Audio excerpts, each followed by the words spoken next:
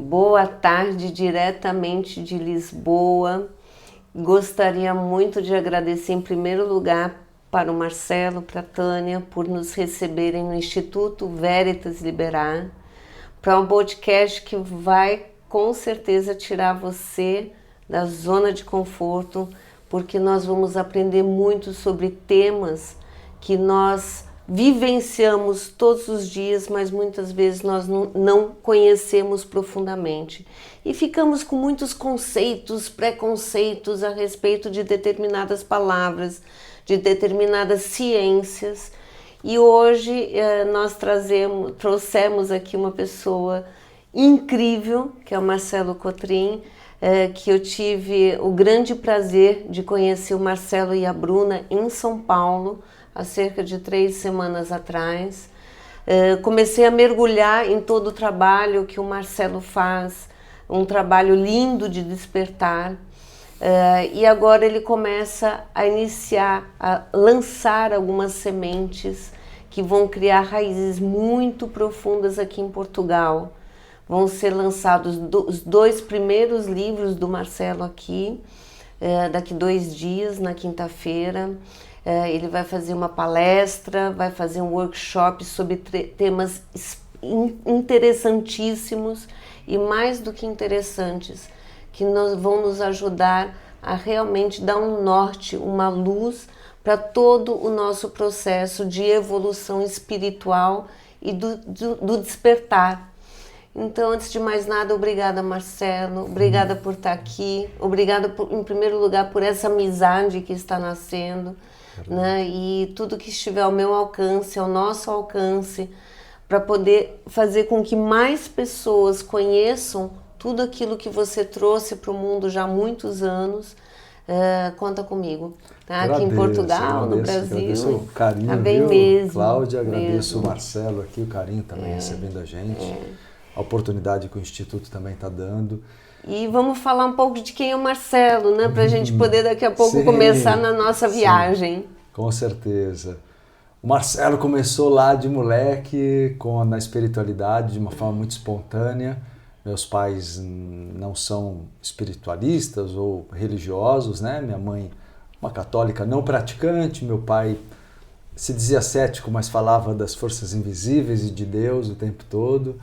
E só que eu sempre tive uma curiosidade inata, eu me vejo muito como autodidata, muito curioso, né? Então, com 8 anos de idade, procurando estudar a espiritualidade, no que na época não tinha internet, imagina, né? Isso estou falando de mais de 40 anos atrás. E eu buscava na banca de jornal, na revista Planeta. Lembro que saiu uma revista lá no Brasil, chamada Ano Zero, também depois da Planeta, que eu curtia muito, falando sobre espiritualidade, ia nas bibliotecas. E foi assim por alguns anos, né? Porque eu era muito novinho ainda, moleque mesmo, mas sempre muito curioso. Com 11 anos eu fui procurar livros na Ordem Rosa Cruz, loja de São Paulo. Uau! E aí 11 anos. 11 anos. E nem era autorizado aos meninos nessa idade estudar espiritualidade. Depois eles criaram a Ordem dos Portadores do Archote, que tinha que ter 14. Eu falei, mas não tenho 14, sabe? Dá para falsificar a identidade, né? Então nem consegui estudar lá, porque quando eu cheguei lá ainda não podia estudar. Mas eu comprei aqueles livros que eles vendiam para qualquer pessoa, né? E foi muito importante para mim, porque lá eu achei, por exemplo, 2 livros sobre um dos temas, entre vários, que para mim é muito importante, que é a vida oculta do Mestre Jesus Cristo. E lá eu encontrei as 2 obras, foi meio intuitivo mesmo. Eu falei, eu quero saber mais sobre Jesus Cristo, além do que é dito na religião. E lá eu encontrei. Então, e de lá para cá, me tornei, né, pesquisador, estudioso nesse tema também, sobre a sabedoria oculta de Jesus Cristo, entre outros temas. Que deve ser, quer dizer, que não deve ser de forma alguma publicado isso, né? Exato. Isso não é falado sobre essa vida oculta ou esse estudo oculto de Jesus Cristo. Não é mesmo. Até hoje eu vejo a surpresa dos meus alunos, eu tenho um curso sobre o tema, pretendo lançar livros sobre o tema logo, e eu vejo a surpresa grata assim, das pessoas e falar, puxa, que encantador que é Porque as pessoas conhecem Jesus Cristo como um Salvador, como a igreja apresenta. Ou como um mago.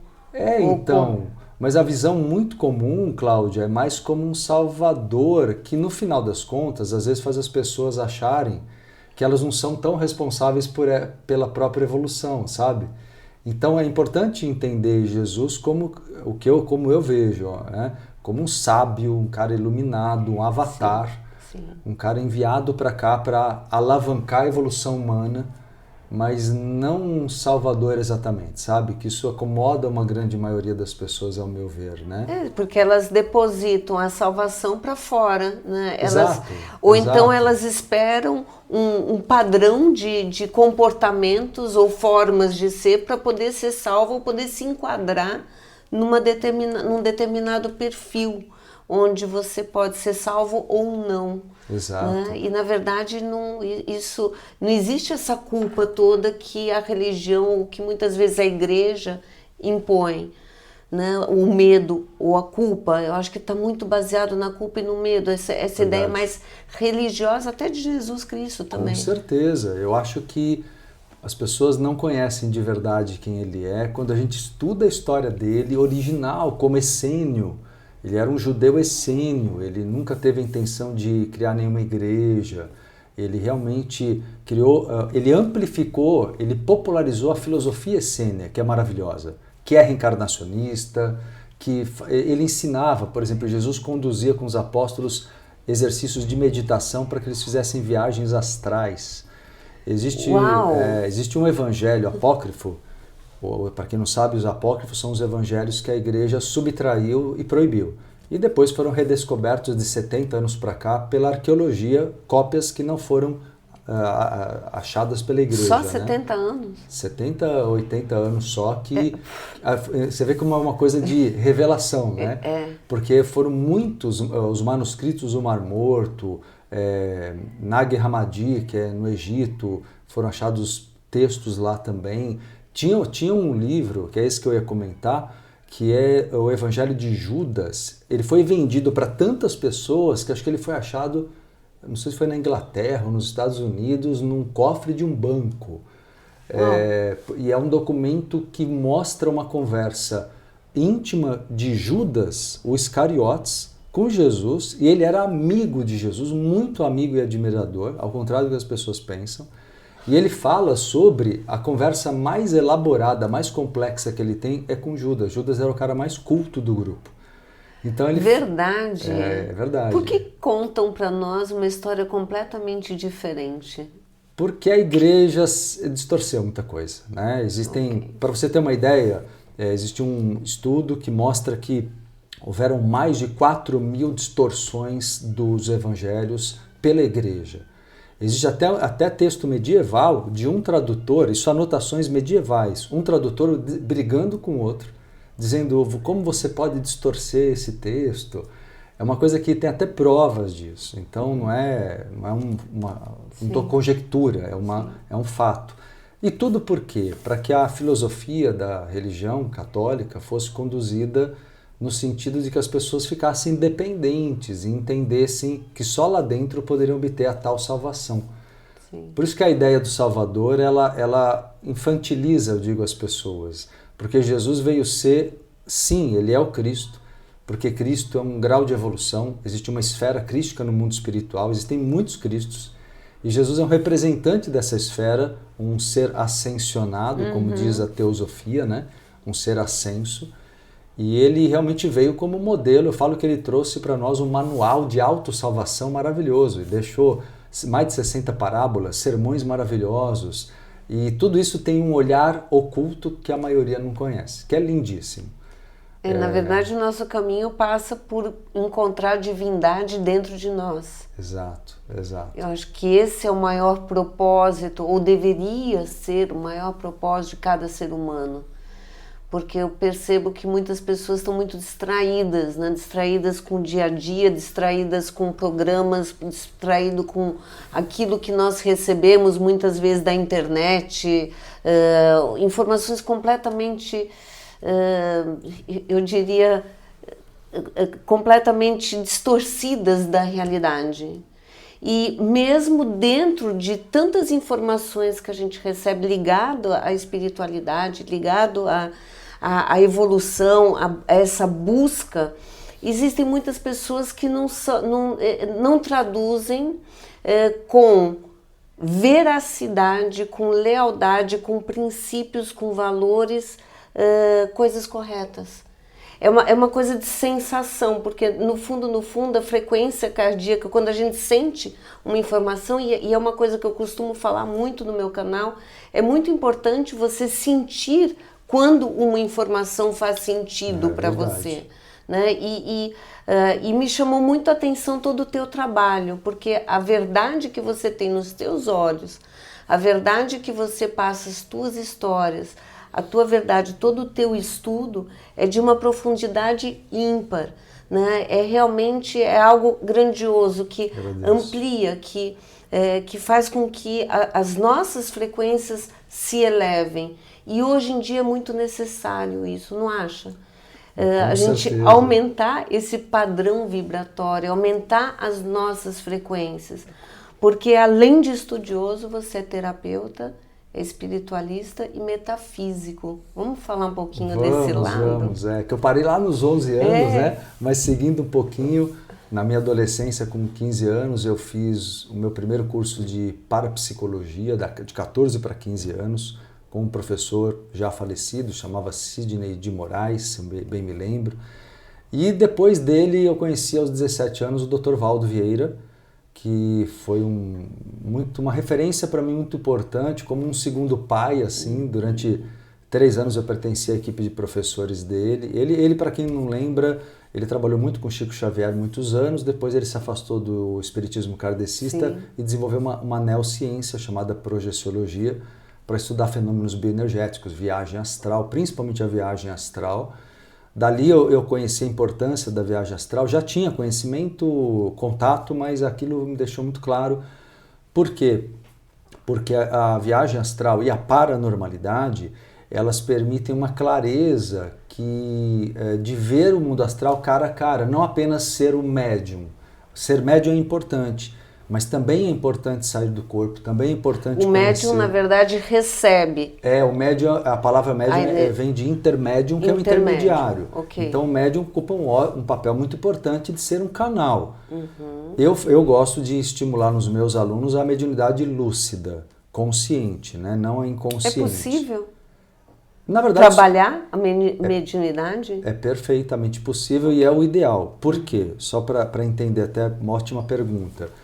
Ninguém, na verdade, é inconsciente. É uma palavra errônea. Eu falei como modo de dizer porque todo mundo entende assim. Quando as pessoas incorporam e acham que estão inconscientes, elas estão em transe semiconsciente. Então, quando elas acabam o processo mediúnico, elas não lembram. Considerando uma pessoa correta, não estou falando de alguém que lembre e não queira dizer. Não, alguém que não lembra. A pessoa vai dizer, eu sou inconsciente. Mas não é que ela é inconsciente, ela não lembra. Por que isso é importante?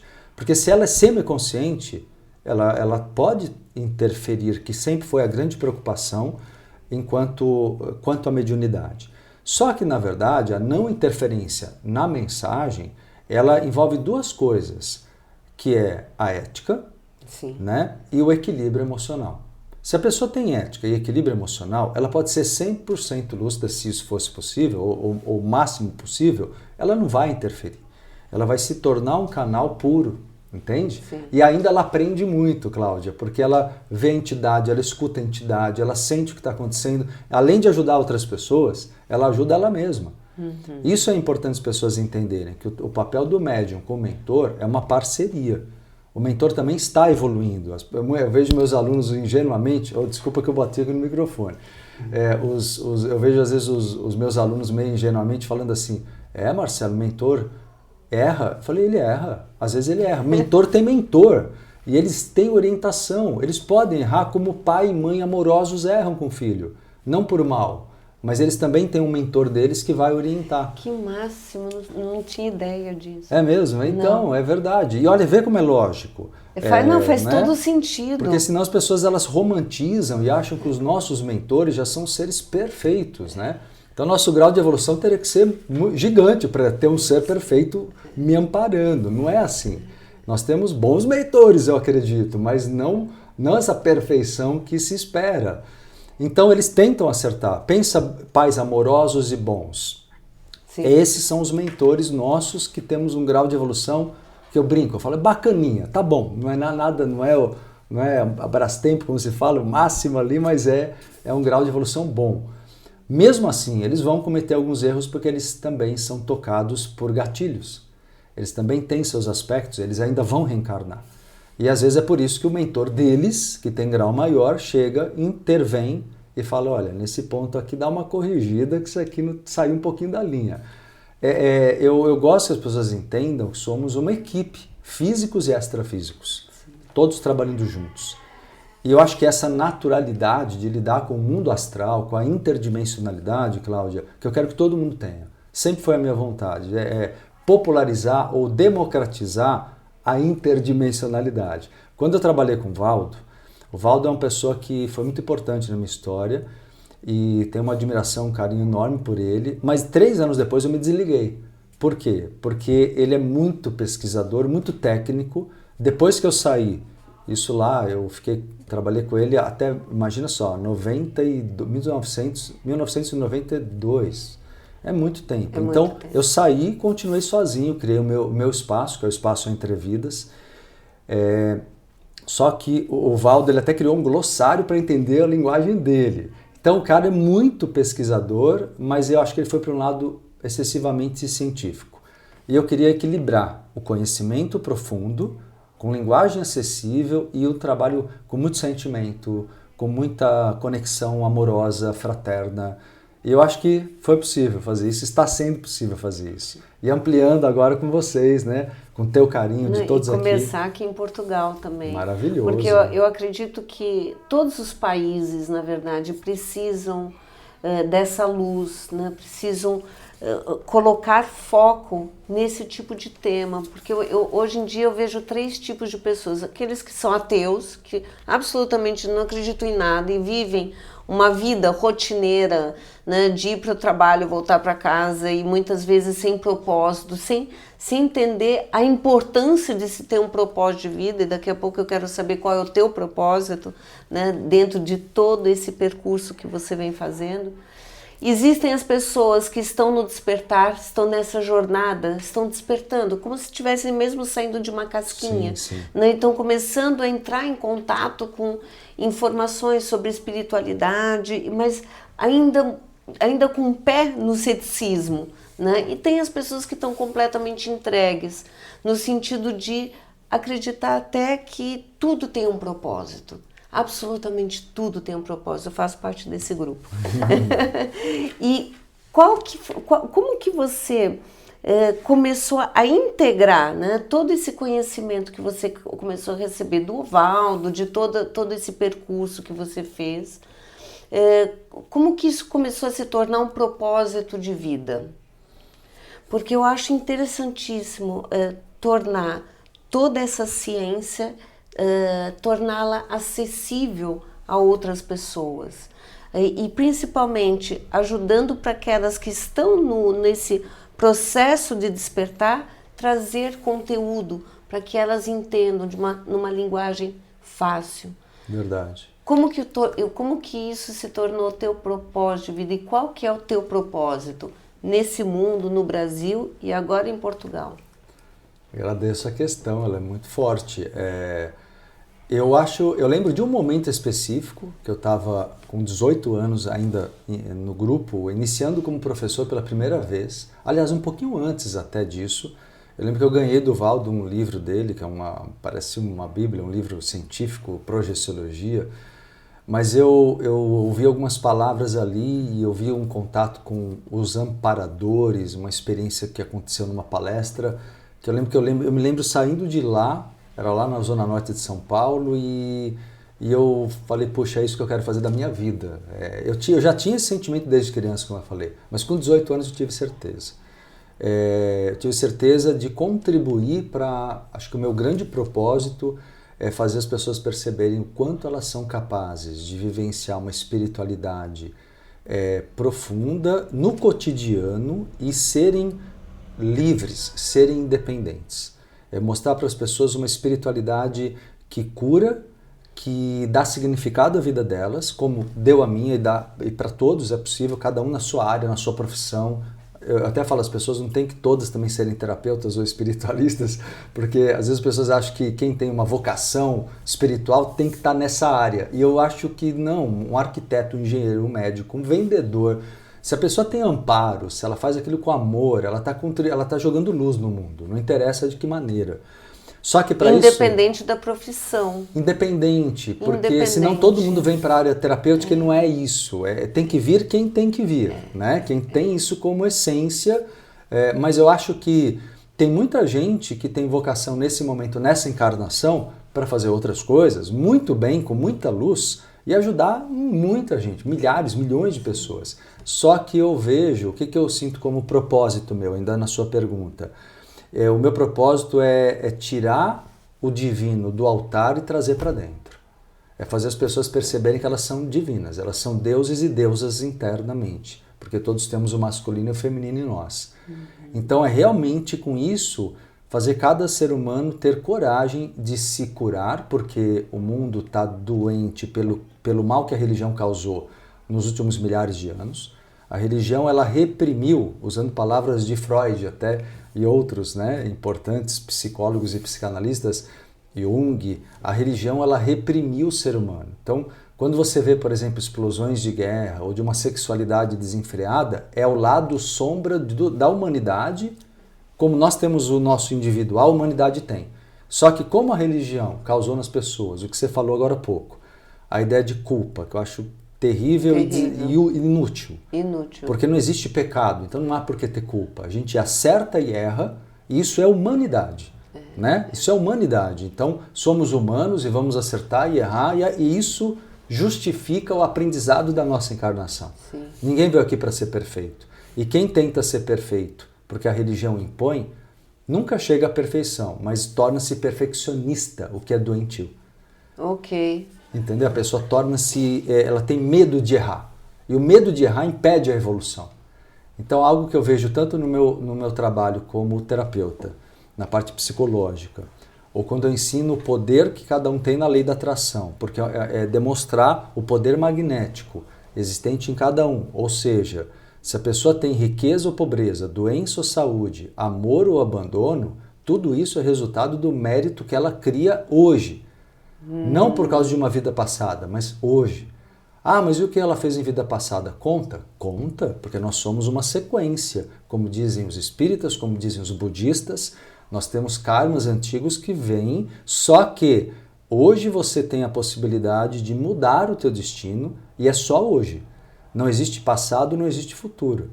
Isso também na física quântica, não existe perfeito. Passado e não existe o futuro. Perfeito. Só existe o aqui e o agora. Perfeito. E por que existe, por exemplo, o que é um milagre? Milagre é quando ocorre um salto quântico, quando uma pessoa, consciente ou não, percebe que ela pode superar um processo kármico numa fração de tempo muito pequena. Porque é possível. Então o que nós precisamos... Que é a cocriação. Que é a cocriação. Que é a manifestar através da intenção, de uma intenção consciente e sentindo, né? Quer dizer, você tem que alinhar o sentimento, o pensamento e ver, né? Como se estivesse essa realidade acontecendo agora, no aqui e no agora. Perfeito. Existem várias, vou até complementar a sua Sim, fala, por favor. Cláudia. Existem várias camadas de realidade quântica paralelas. E a questão é você se deslocar, e é interessante, eu explico isso num curso meu, chamado Mentes Magnéticas, e você tem que se deslocar no espaço, é um pouquinho complexo, que envolve um pouco de física quântica e tal, mas para as pessoas entenderem de um jeito simples. Nós nos deslocamos no espaço-tempo para um outro estado do eu. Se eu conseguir me sentir essa nova pessoa, colocando em palavras mais simples, se eu conseguir me sentir essa nova pessoa, eu automaticamente mudo o meu destino. Porque eu mudo a frequência, que você domina esse tema, você muda totalmente a tua frequência, e se eu mudo totalmente minha frequência, todos aqueles karmas negativos, eles deixam de me afetar. Eu neutralizo.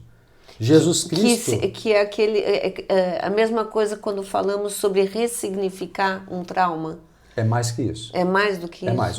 Ressignificação é fundamental. Nós vamos fazer isso no curso agora, no final de semana, no sábado, que é a ressignificação. O que é ressignificar? É quando eu olho para um trauma e eu olho de outro ângulo. Eu tiro aquele símbolo que o trauma tinha de uma coisa que me diminuía, eu tiro disso, entendo que o outro, com empatia, com compaixão, eu entendo que o outro é humano, erra, não estou desculpando ele, ele tem a culpa dele, mas eu entendo isso e saio da condição de vítima. Isso é ressignificar, resumidamente. É mais do que perdoar, porque perdoar é doar duas vezes, né? Exato. É se tirar daquele papel. Eu acho que você falou uma coisa tão importante, porque em geral, quando a gente fala em perdão, ou quando alguém fala sobre uma raiva, uma tristeza, algo que aconteceu traumático, seja na infância, na adolescência, não importa, ou em outra vida até, tá tudo ligado ao outro. E quando a gente fala que a gente precisa perdoar o outro, a gente precisa ultrapassar determinada dor, é sempre em relação ao outro. Parece que isso nos distancia da nossa divindade. Porque, na verdade, é o nosso papel que tem que ser transformado naquela relação ou naquele cenário mesmo. Sim. É mais ou menos isso. Puxa, perfeito. O perdão eu vejo como um caminho necessário. Nós precisamos, no geral, muito do perdão, mas um perdão que eu chamo de psicológico. Eu diferencio do perdão religioso. Ótimo. Porque o perdão religioso, ele é um perdão para convenções, para você sustentar relações familiares, sociais. Ele é conveniente e muito difícil de verdade ser feito, porque a maioria não atinge o psicológico. Então a maioria, quando perdoa religiosamente, perdoa meio que por uma obrigação religiosa e não precisa ser um frequentador de uma religião, porque está no inconsciente coletivo. Só a Igreja Católica tem 1.700 anos de existência. E ela criou um padrão de obrigação com o perdão, né? Vendia o perdão na Idade Média. Então, na verdade, né, é uma coisa bem longe do que a gente entende hoje aqui como perdão. Então, eu faço essa separação. Perdão psicológico, ele já é um perdão, eu falo que é um perdão inteligente, porque no perdão psicológico não envolve o outro, envolve só você. É você entender que a hora que você eliminar os ressentimentos, que é de onde vem a frequência, da emoção, do sentimento, eu dou ressentimento de mágoa, aquelas 5 emoções que eu te falei outro dia, raiva, repetir isso. Vamos lá, raiva, mágoa, medo, culpa e dó, 5 emoções, que se você elimina 5, você está feito na vida, na encarnação, sim. Porque é tudo que te faz aprisionar karmicamente são essas 5 emoções, para ser didático assim, né? E essas 5 emoções, se você perdoa, eliminando o ressentimento, envolve ressignificação, como você sim. Puxou o tema. Se eu consigo perdoar psicologicamente, eu saio daquela frequência e da submissão ao passado e àquela pessoa, porque aquela submissão, ela não termina nem 50 anos depois se a pessoa tiver ressentimento. Para ela sair da submissão e renascer, ela precisa perdoar psicologicamente. Então o perdão psicológico ele é um caminho necessário. E é o que eu falo, se você quer ter uma relação com o outro, cria um novo ciclo, modifique-se, porque as pessoas têm liberdade para isso. Uhum. Então, lógico, né? Todo mundo tem livre-arbítrio. Querer continuar uma relação com alguém a quem se perdoou é um direito, mas não é uma obrigação. E se quiser, seja uma nova pessoa para que o novo ciclo não repita os antigos erros. Mas o perdão psicológico ele gera uma libertação, um corte, eu chamo de corte emocional, que associado a um corte energético, áurico, gera o corte que eu chamo de kármico, que junta o emocional e o energético. Okay. O corte kármico é libertação completa e a pessoa realmente ela saiu quanticamente daquele velho eu que eu estava comentando. Ela foi para uma nova camada de um novo estado do eu. E isso permite ela atrair abundância se ela não estava conseguindo, atrair a saúde dela é recuperada, o sentimento de abandono deixa de existir. Ela sai do padrão mental e da egrégora na qual ela estava iludida. Né? Que eu chamo até num livro meu chamado O Poder da Lucidez, mas não é o que eu vou lançar aqui, é um que eu lancei no Brasil. Eu chamo de metaverso psíquico, comparando com o metaverso do aspecto da internet, né? quando falamos em informática, Sim. que é um universo paralelo ali, virtual, né? A palavra é virtual. Então, eu comparo com isso. As pessoas vivem em metaversos e não percebem, que são bolhas de ilusão. Então, é preciso quebrar essa bolha de ilusão.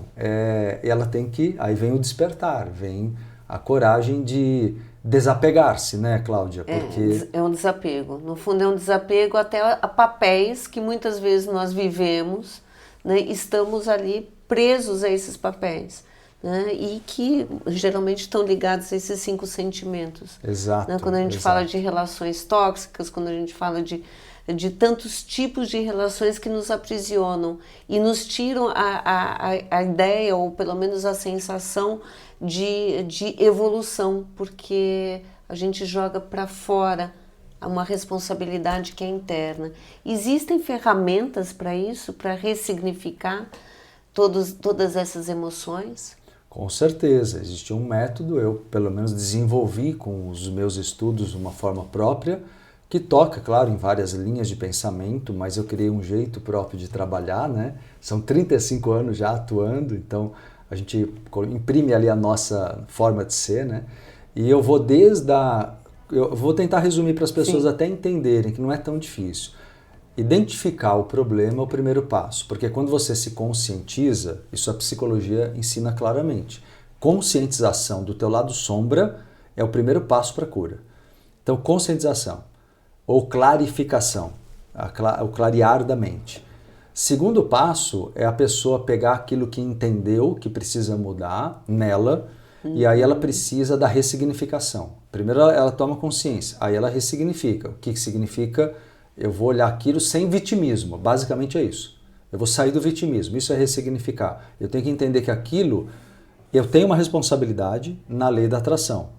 Lembrando, quem está tendo contato agora com a minha forma de ensinar, que lei da atração e karma são sinônimos. Porque o karma é exatamente a vibração e a consequência, a causa e consequência, a ação do inconsciente e a reação do mundo. Então as pessoas ainda não perceberam, muitos, né? Alguns sim, outros não, que são conceitos idênticos. Semelhante atrai semelhante. Semelhante atrai semelhante. Então você entende que isso venha de uma vida passada, ou venha do astral, ou venha dessa vida mesmo.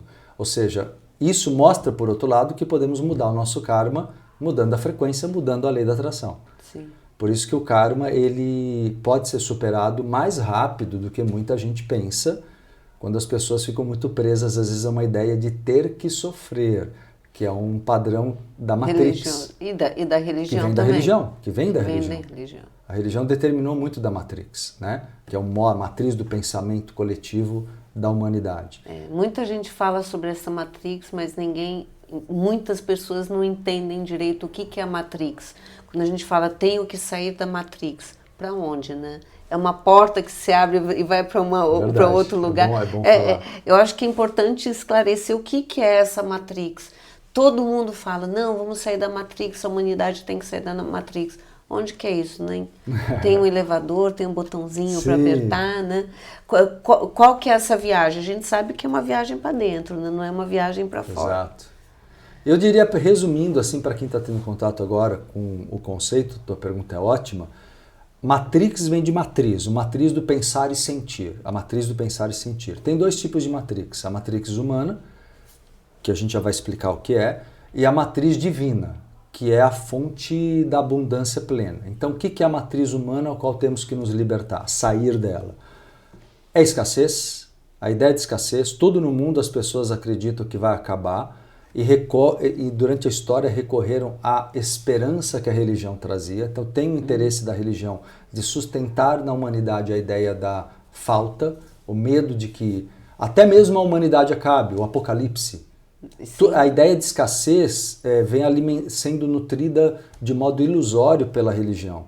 Por exemplo, o medo iminente do final do mundo e da humanidade sempre existiu. E a gente sabe que não é assim. Não vai acontecer, pode acontecer catástrofes naturais, mas não para punir a humanidade. Se acontecem como aconteceram. Quando o pessoal fala assim para mim, Marcelo, mas você acha que pode vir uma catástrofe nessa mudança de milênio? Eu falei, gente, eu não sei que mal fizeram os dinossauros então para serem extintos, entendeu? Isso daí porque foram extintos, coitados, né? Que mal, comeram grama ali, eles eram vegetarianos, a maioria deles, né? Então, assim, é muito... As pessoas, eu acho, quando eu olho a história da Terra, do planeta, a gente vê que ciclicamente ocorrem catástrofes naturais, né? Não dá para colocar isso como punição. Eu vejo Deus como a totalidade. Dentro daquela questão do meu propósito que eu te falei, é fazer as pessoas entenderem isso, que Deus é tudo que existe. É aquela frase que eu até comentei outro dia com você, que eu gosto muito do hinduísmo, que fala assim, não é que exista somente um Deus, é que não há nada fora de Deus. Sim. E isso torna, Deus é a totalidade, e é lógico, o Big Bang começou, Deus está ali, Deus é o Big Bang. Então colocar Deus num patamar de superioridade e o ser humano num patamar de inferioridade, eu não vejo o ser humano como criatura de Deus, eu vejo o ser humano como manifestação de Deus. Então, isso é Matrix. Matrix é isso, é alimentar a ideia de alimentar que a gente é menor. Perfeito, é isso aí. Eu acho que isso é Matrix. E aí vem a escassez, vem sofrimento como algo necessário vem para... a punição. Ter que sofrer para expurgar um erro que é nato, que não existe. Que não existe. Então tudo isso é Matrix. A Matrix é uma mentalidade bem aprisionadora, nutrida por religiões há milhares de anos. Sim. E causa todo esse sofrimento desnecessário, né? Lógico, lógico. E As as pessoas guerras, têm que... E a única forma de você sair dessa Matrix, eu acho que até para quem busca, né, mais informações sobre isso, eu acredito que é encontrar líderes, né? E eu falo aí de líderes não como alguém que seja melhor do que nós e que tenha que nos guiar, mas pessoas como você, né? Pessoas que têm um conhecimento e que nos ajudam nesse que é como se fosse um puzzle, né? É como se fosse um grande quebra-cabeças, nos oferecer pequenas peças para podermos nos reconstruir, porque é uma viagem interna. E nessa viagem interna, muitas vezes é difícil fazer ela sozinha. É verdade, é verdade. Eu acho que as pessoas têm que compreender isso, né? Eu sou um professor, né? O que você está colocando é isso. Eu acho que Precisa buscar líderes, professores, pessoas que tenham esse conhecimento, Exato. que já passaram por ali. Igual você disse agora há pouco, eu acho que as pessoas têm que usar o critério do sentimento. Então, assim, serena o coração, respira fundo, faça uma meditação e sinta as pessoas. É o que você falou agora e antes, a gente vindo para cá, no carro, sobre a importância de sentir para ver a verdade das pessoas e escolher, assim, os seus professores dentro daquilo que seja verdadeiro, não sabe, porque todo mundo conhece ou não. Não é isso que importa. Importa que você sinta verdade nessa pessoa. Assim como a gente busca professores em todas as áreas que a gente não conhece, né? Isso é natural. Eu acho que somos dedicados a estudar a evolução, estudar o despertar, né? Estudar a quebra de paradigmas e padrões condicionados e condicionantes que impedem a evolução. Então, estamos aí para ajudar. E experimentar vários tipos de informações, né? Vários tipos de terapias também, porque existem hoje muitas ferramentas, existem workshops, existem cursos, existem ferramentas até de terapias integrativas que também podem nos ajudar a sempre expandir algum aspecto da nossa vida, porque a gente não é só um aspecto. Sim. E muitas vezes o nosso corpo, às vezes o nosso emocional, às vezes a nossa energia precisa de uma ferramenta diferente em determinados momentos, né? São como ferramentas mesmo para consertar. Existe uma ferramenta para um determinado parafuso e a mesma coisa aqui, né? Nós temos que também nos trabalhar dentro das nossas necessidades e ter muito consciente o que nós precisamos naquele momento, né? Qual que é a tua... como que você está sentindo Portugal? Você veio aqui há 13 anos atrás, né? Chegou agora. Eu vim há 12 anos atrás. 12 anos, tem desculpa, bastante 12 tempo. anos Fiz uma única atrás. viagem para cá, que foi muito linda, né? Mas assim, no sentido das cidades que eu conheci. Mas agora está sendo muito mais especial. Na época eu já trabalhava com o lado espiritual. O que me causou na época era uma sensação que eu já tinha antes de conhecer Portugal, que era a intuição de que aqui seria também muito importante na minha trajetória, no meu trabalho como espiritualista, como terapeuta. Eu sabia que eu chegaria num ponto, não sabia quando seria isso.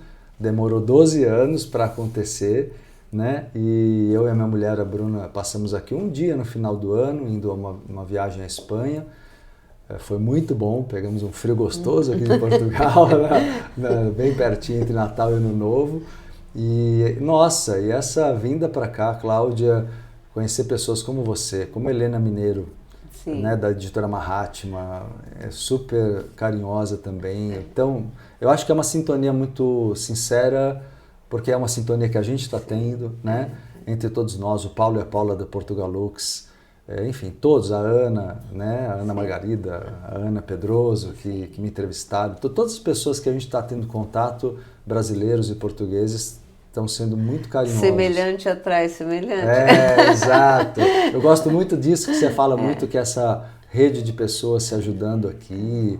Eu acho gostoso isso. Lá no Brasil é tudo muito grande, a gente até tenta criar isso, né? Você sabe, você é de lá, sim, mas é um pouco mais complexo, né? É mais complexo. Tudo muito rápido, como você disse. E tem muita muito... gente fazendo não falam a mesma coisa, mas coisas parecidas, né? Tentando despertar, cada um da sua forma, que são excelentes, né? Tem muitas pessoas muito boas. Verdade. Mas você vem para cá agora para começar a criar as suas raízes aqui. Verdade. Também. Olha, eu estou muito feliz em lançando 2 livros, vindo com palestra, com curso essa semana. Vamos falar um pouquinho do tema, né? Como que esses 2 livros que você está trazendo para Portugal se entrelaçam com a metafísica, se entrelaçam com a espiritualidade e com um tema que eu gosto muito, que é a coerência. Sim, perfeito. São 2 títulos, né, que a Helena falou vamos já lançar 2 títulos. Eu falei, ótimo, aqui dos 4 títulos que eu já lancei no Brasil. Um deles chama Resgatando o Seu Poder Pessoal, que ele é eu falo que é um manual maravilhoso. É um manual de prosperidade, muito didático, como tudo que eu faço, mas com muitos insights interessantes. É para que a pessoa comece a trabalhar a sua autoterapia, com a minha orientação guiando, mas dando a ela ferramentas de autodescoberta que ela vai poder usar para sempre. Então, eu ensino ali como a mente funciona, a tela mental, a consciente, subconsciente, inconsciente coletivo, e a partir daí como curar os traumas, como ressignificar o passado. Então tem toda essa visão. Depois eu começo a trabalhar, após a cura do passado, a prosperidade daqui para frente, o novo eu. Então, traçar metas e objetivos, como co-criar no sentido da visualização criativa corretamente feita, porque tem muitos enganos sobre isso. Como trabalhar, e eu dou atenção a 4 setores ali, que é amor, trabalho, dinheiro e saúde. Então tem capítulos específicos para trabalhar esses 4 grandes temas, e no final a pessoa tem uma meditação guiada por mim para dar que o exercício prático é muito importante no meu trabalho. Então tem uma meditação guiada para conseguir ajudar, né, nessa reprogramação que o livro teoricamente traz. Então o Resgatando o Seu Poder Pessoal é um título, e o outro título é A Cura da Procrastinação. Que é um tema forte, para tirar as pessoas da zona de conforto mesmo, né? Exato. A procrastinação, que é o adiamento eterno, né? As pessoas que adiam muito, eu acho que isso aí todo mundo tem um pouco disso. Fazem uma faculdade, disso. Depois fazem outra, para não cair no mercado de trabalho. Perfeito. Né? Quantas pessoas fazem isso? Começa um curso, começa outro curso, e ninguém se especializa em nada, né, na verdade. Exato. É para não se responsabilizar. É o eterno adiamento, É o eterno adiamento. É o eterno adiamento, e eu falo no capítulo do livro que é a arte da evitação. A pessoa evita, ela se torna boa nisso, cheia de justificativas, ela infelizmente não percebe que o problema dela tem raízes na infância. E o que eu quero mostrar no livro é isso, sabe, Cláudia? Tudo que eu via de material sobre livros e sites sobre procrastinação, ajudando as pessoas, focava muito na auto-organização. E eu quis fazer um livro focado na cura da raiz do problema, e não só na auto-organização. Está ligado à infância, então? Totalmente. A procrastinação está ligado ao medo de errar, ao medo da rejeição, ao medo da crítica. Todos esses medos que fazem a pessoa procrastinar. Ela adia para não sofrer. É um mecanismo de defesa. É um mecanismo de defesa do ego. Por isso que eu criei essa abordagem que é pelo que eu tinha visto, é nova, assim, nessa forma de entender raízes psicológicas mais profundas do porquê procrastinar. Curou essas raízes, a pessoa para de procrastinar. Não adianta simplesmente se munir de muitos, as pessoas falam, não, para você... Métodos. Métodos. Então põe post-it, põe a alarme no casa celular. com post-it, geladeira, frigorífico, no espelho. Ajuda, mas isso fica muito... gera um estresse, porque a pessoa não está... o medo da crítica continua ali, o medo de errar continua ali, entendeu? Então é bem legal a abordagem desse livro também. E agora edição com tradução para o português de Portugal, né? Fiquei muito feliz com isso. E agora depois de amanhã, né? Quinta. Na quinta-feira, dia 18. Aqui, dia 18 de abril, no Shopping Cascais, na FENAC do Cascais Shopping. Vamos ter o lançamento desses 2 livros do Marcelo. Na sexta-feira, já sei que você tem uma palestra gratuita, mas precisa fazer inscrição. Quer falar um pouquinho dessa palestra e do workshop do final de semana? Convidar todos. Sexta-feira, então, dia 19 de abril, 19 horas, palestra gratuita. Como você disse, tem que se inscrever. No meu site tem todas as informações, se me permite passar. Entrevidas, palavra toda junta, né? Entrevidas.com.br. Vai no link Agenda, lá a pessoa tem os detalhes para se inscrever, tanto para a palestra quanto para o curso de imersão. Também pode encontrar no Instagram. No Instagram também. No meu Instagram também tem, no link da bio também tem. Perfeito, acessa, vai, encaminha. E então, tem no Portugal Lux também. Ótimo, no Portugal tem várias Lux. formas. Ou no meu, que é o @Marcelo Cotrim Oficial. Sim. Então, na sexta, a palestra é sobre inteligência emocional e inteligência espiritual, trazendo um pouco dessas duas abordagens, com exercício prático que eu sempre gosto de fazer. O pessoal já vai amar, quem quiser estar lá. E tem limite de vagas por ser gratuito, mas é presencial. Então todo mundo tem que garantir vaga e se inscrever. No sábado e domingo é um curso só, de final de semana, de imersão, que é o método completo de inteligência emocional e inteligência espiritual. Que é o dia inteiro, vamos almoçar juntos no sábado e no domingo. Vai ser um final de semana de convivência, eu com a galera que vai estar presente, ensinando no sábado o dia inteirinho um esquema bem completo da metodologia de cura emocional, cura da criança interior, reprogramação do passado, ressignificação. No período da manhã e da tarde tem teoria e prática. Então vai ser muito forte no sentido da cura e de manhã vamos trabalhar muito cura. À tarde, visualização criativa, metafísica, lei da atração, isso no sábado. E no domingo, espiritualidade, a estudar os corpos, os chakras, o mundo astral, fenômenos mediúnicos e paranormais. Vamos praticar também como usar tudo isso no dia a dia, como usar isso, entender a importância da autodefesa, da autocura, das técnicas bioenergéticas, né? Vamos fazer trabalho de incorporação lúcida dos mentores espirituais presentes, com todo o preparo, claro, do final de semana, né? Com toda a proteção. Então isso é mais simples do que muitas pessoas pensam. Eu estou falando não de simplicidade de tirar a importância, não é claro, isso. Sim, sim. Mas acessível, porque é acessível, né? Exatamente, no sentido de acessível. É muito mais acessível do que porque tem muitas pessoas que acham que isso é uma coisa que é completamente fora. E isso só pode ser feito por pessoas altamente espiritualizadas e conectadas, mas não, isso é acessível para todos com treinamento. Com certeza absoluta, porque é dom humano. O que as pessoas têm que entender é que a mediunidade e a paranormalidade, elas são utilizadas por cada religião ou cada linha filosófica de um jeito. Cada um usa da maneira que entende. Mas é um dom natural e humano. Então as pessoas têm que aprender a administrar isso. É como você cuidar da saúde do teu corpo. Você tem que saber o que você come, você se higieniza. Eu falo sempre que os cuidados fundamentais. A gente toma banho 2 vezes por dia, pelo menos. A gente pega e se alimenta 3, 4, 5 vezes. Cada um faz um esquema de alimentação, que é a nutrição. E se protege com roupa e sapato. Essas 3 coisas, todo mundo tem que aprender a fazer com o corpo energético, o corpo astral. Todo dia.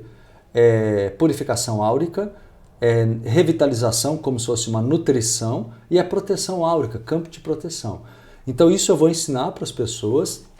E a conexão com as entidades, Cláudia, acontece o tempo todo. Se as pessoas não prestarem atenção, é na rua, no trabalho, porque a incorporação é uma palavra que não é muito correta a rigor.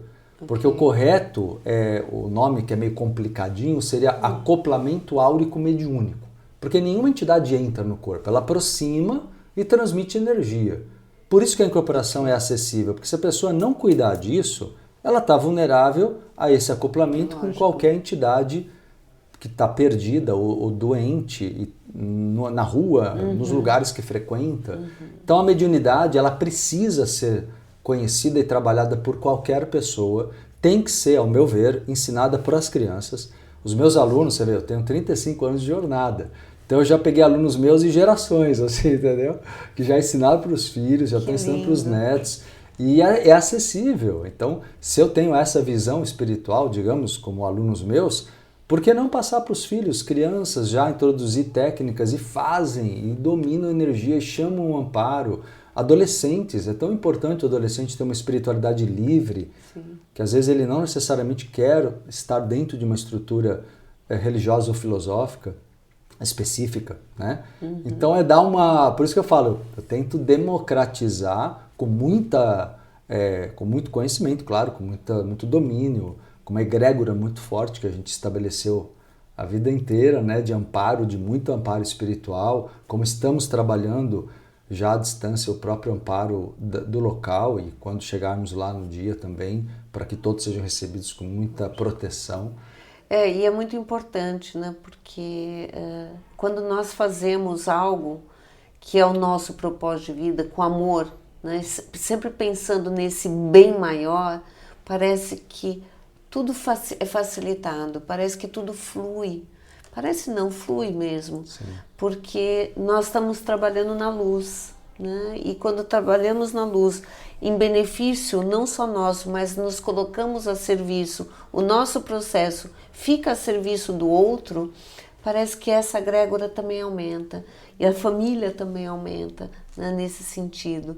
Eu sei, porque até pelo meu processo de câncer foi muito por aí, né? Eu passei pelo câncer, mas eu me agarrei às pessoas e às informações e à coerência e a tudo aquilo que eu fui aprendendo e comecei a devolver para as pessoas, levando o conhecimento de muitas pessoas que eu conheci durante esse processo para outras pessoas conhecerem, para que elas pudessem também ser tocadas, melhorarem, ampliarem a sua jornada espiritual. E é bem aquilo, né? Isso que você está colocando é bem aquilo que o Mestre Jesus Cristo fala sobre o amar ao próximo como a si mesmo. Como a si mesmo. Porque assim, para você poder ajudar, iluminar, como você faz, ainda mais depois da experiência que você teve tão forte, de ficar doente, se curar, e você poder expandir isso para as pessoas, você precisa se cuidar e se amar. Eu acho que as pessoas, às vezes, elas se enganam um pouco em algumas visões, e acho que espiritualidade é cuidar dos outros. Não, espiritualidade é cuidar de você tanto quanto dos outros, porque você, como dizia o mestre, né, amar o próximo como a si mesmo, pois o divino está no outro como está em si. Se você não se ama, não se cuida, você não tem nem vida para poder expandir, para poder tocar almas, né? Eu acho que isso é importante ressignificar, porque isso também a religião tirou muito das pessoas, né? Criando a culpa por elas pensarem nelas como se fosse. A gente até conversou sobre isso, né? É como se fosse egoísta pensar em mim e me amar e trabalhar o processo de amor próprio, né? E não é egoísmo. Não. Auto-amor não é egoísmo, né? Existe o egoísmo e existe o auto-amor, né? São duas coisas diferentes. São coisas bem diferentes. E o auto-amor pede para você olhar para si, gostar da vida que você tem, do teu corpo, de ser prazeroso com a vida. Isso não tem nada de ruim, senão uma culpa religiosa que artificialmente foi plantada. Na Matrix. É a história da Matrix. Voltando à Matrix, para sair dessa Matrix e para nos trabalharmos, qual que é, na tua visão, qual que é a importância da coerência? Total, porque eu acho que eu vejo a coerência como vou colocar um outro termo que é interessante, o alinhamento dos corpos. O mental, o emocional, o etérico, onde estão chakras, e o físico. Eu vejo a coerência como o teu ser inteiro, você não está dividido. Por exemplo, uma pessoa, sendo mais prático no exemplo, uma pessoa que tem um comportamento e um trabalho ou uma vida social onde ela tem relações tóxicas e ao mesmo tempo ela diz que tem uma outra ética ou tenta viver, essa incoerência é o que adoece. Okay. Ou seja, a pessoa, se ela não estiver alinhada na verdade dela, e ser coerente, Cláudia, você fala disso todo o tempo, né, com maestria, mas ser coerente é uma coisa que exige muita coragem, né? Porque para você ser coerente, você tem que desapegar de barganhas. Você tem que parar de se vender.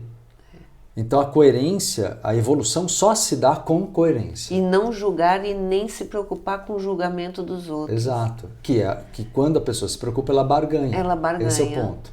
Ela quer agradar. Aí ela começa a perder a sua essência, ela começa a perder a sua autenticidade. E aí perdeu o sentido da evolução. Ela está aqui, mas não está sendo ela. Né? Então acho que a coerência está o viver, eu chamo muito sobre... Eu falo sobre isso também, mas eu falo muito no sentido de viver pela essência, que é essa coerência da essência espiritual com o modo de pensar, né, de sentir, de agir, com o vibrar principalmente. Vibrar. Que é assim, a coerência da intenção que está na raiz da lei da atração. E no propósito. Exato. Né? Porque toda intenção tem que ter um propósito. Né? Essas frequências elas têm que colapsar também, né? Com certeza. Tem que colapsar. Mas se a pessoa entrar numas de ceder por... O que faz ela ceder? É importante o pessoal pensar um pouquinho nisso. É quando você tem carência e medo da solidão. Aí você cede e não é você.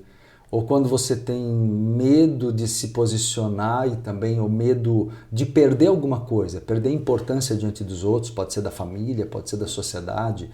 Geralmente é uma vaidade... que não é física, não tem nada a ver com autocuidado. Vaidade que eu falo de querer parecer alguém agradável diante da sociedade. Ou agradável, ou poderoso, sei lá, máscaras, personas. Enquanto a pessoa sustenta máscaras, ela não evolui e não há coerência. Eu vejo a coerência como um tirar de máscaras que exige a coragem de desapegar-se. Né? Que eu acho que o maior apego que as pessoas têm é o apego às máscaras. É verdade. Né? As personas que são criadas, que vêm desde a infância, que são criadas na educação, com pai, com mãe, porque os pais já têm essas máscaras e a herança de máscaras, né? Passa de geração para geração. Vem numa caixinha assim, presente. Exato. E daí vem constelações sistêmicas, tantas coisas que ajudam também nesse processo de ressignificar, né, às vezes, papéis que a gente vive que vem lá de trás também. Que são as tais fidelidades e lealdades invisíveis, né? Isso. Que as pessoas sustentam sem perceber. Mas às vezes parece, não, mas eu digo, sim, o lado positivo sim, mas o lado negativo é quando a pessoa... Mas honrar também às vezes pelo negativo. Isso, perfeito.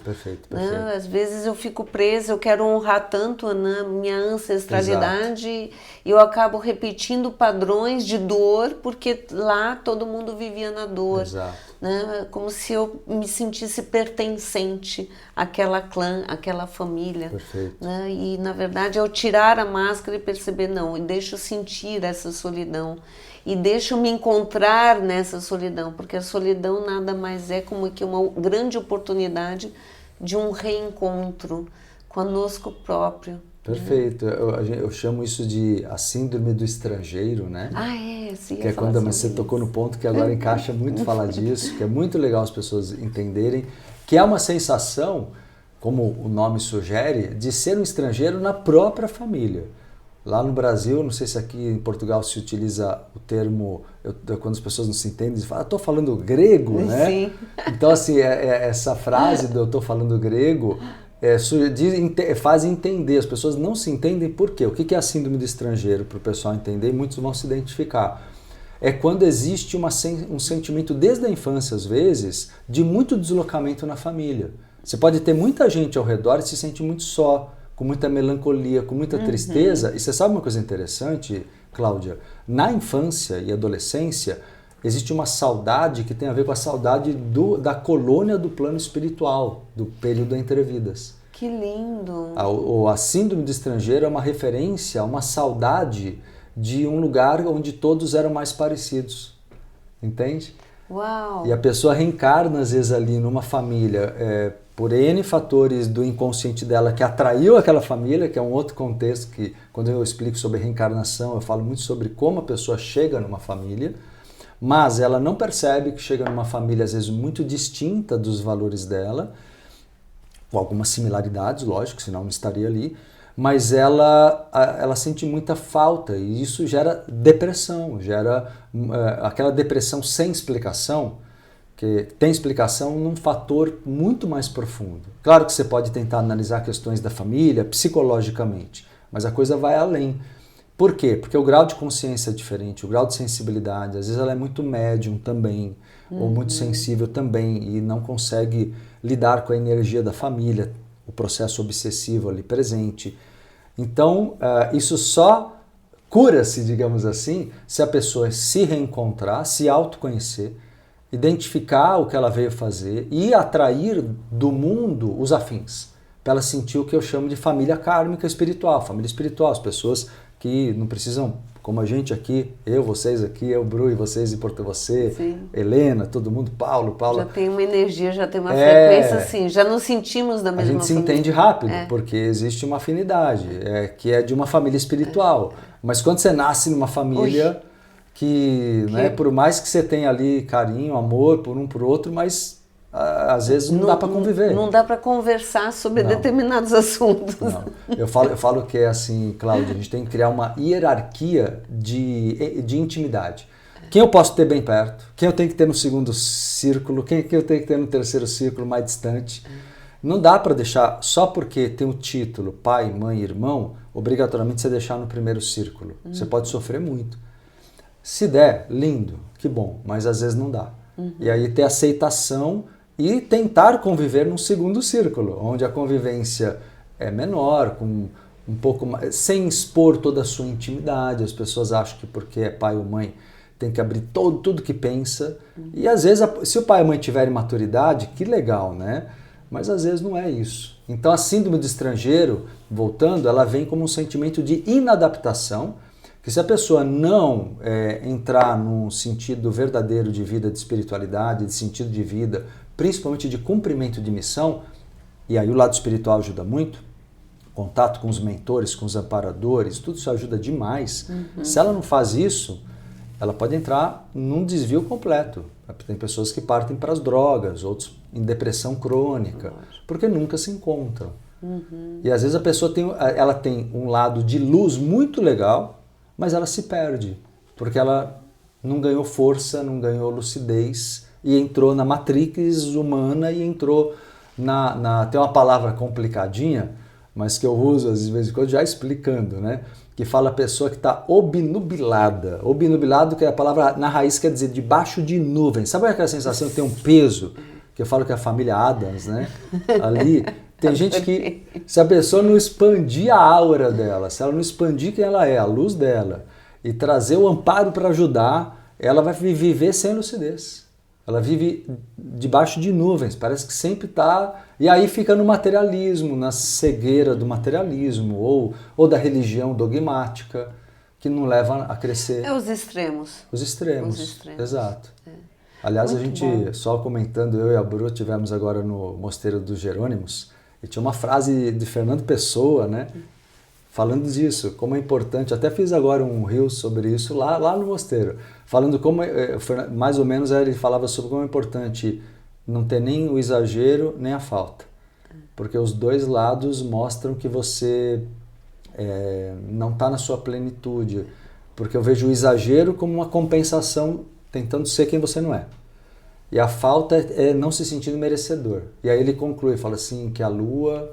ela brilha em qualquer lago, mar, em qualquer lugar. Seja você, que o teu brilho vai surgir onde tiver que surgir. É mais ou menos isso. É isso. Então esse é mais um convite, né?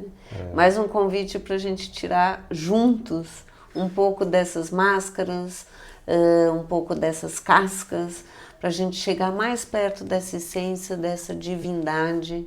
E nada melhor do que ter o Marcelo Cotrim aqui em Portugal, para fazer isso pessoalmente Então estaremos juntos na quinta, no lançamento dos livros dele, estaremos juntos na sexta, nessa apresentação, nessa palestra maravilhosa, e tem um workshop no final de semana.